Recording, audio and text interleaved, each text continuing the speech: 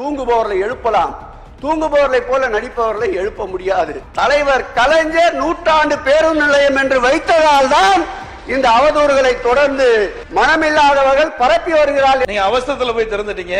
இந்த சிறு சிறு பிரச்சனை எல்லாம் தீர்த்து முழுமையான அடிப்படை வசதிகளை பயணிகளுக்கு செய்து கொடுத்து திறக்கப்பட்டிருந்தால் இந்த பிரச்சனை வந்திருக்காது.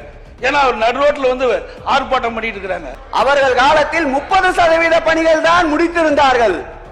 மீத 70% பணிகளை முடித்ததோடு அல்லாமல் 100 கோடி ரூபாயை திட்டமிட்டு பயணிகளுக்கு தேவையான அனைத்து வசதிகளையும் செய்து தந்த அரசு இந்த அரசு என்பதை நான் பதிவு செய்கிறேன்.